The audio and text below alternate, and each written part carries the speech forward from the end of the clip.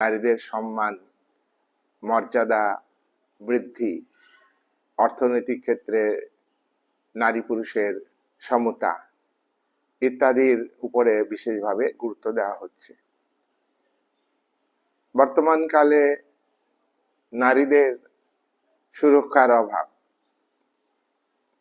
পশ্চিমবঙ্গ, ভারত তথা পৃথিবীতে নারীদের সম্মানের কথা বলা হচ্ছে, মর্যাদার কথা বলা হচ্ছে, নারীদের সম্পত্তিতে সমান অধিকারের কথা প্রায় দেশে সংবিধানে লিপিবদ্ধ হয়েছে। সমান কাজে সমান বেতন, পুরুষ এবং নারীর মধ্যে আলাদা বেতন কাঠামো নেই। এ ব্যাপারে নারীদের মধ্যে সচেতনতা বৃদ্ধি করা হচ্ছে এবং নারীদের মধ্যে আন্দোলন সংগঠিত করা হচ্ছে।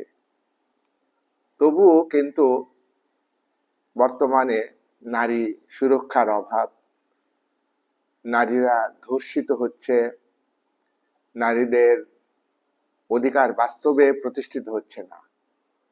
পরিবার, সমাজ, রাষ্ট্র ব্যবস্থাতে সব জায়গাতেই কিন্তু নারী অবহেলিত।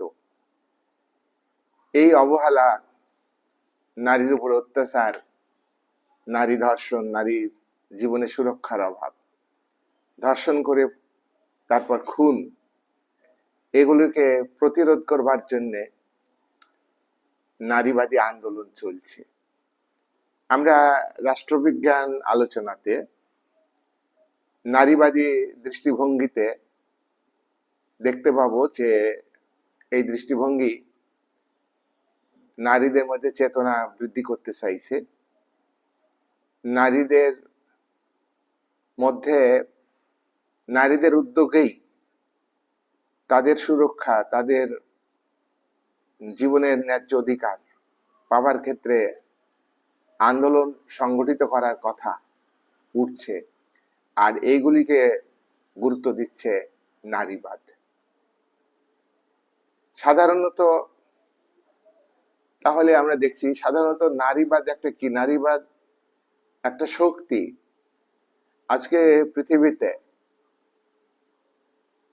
আমরা লক্ষ্য করব যে প্রায় অর্ধেক নারী। এই নারী শক্তিকে উৎপাদনের কাজে, এই নারী শক্তিকে সমাজ পরিবর্তনের কাজে, এই নারী শক্তিকে রাষ্ট্র পরিচালনার কাজে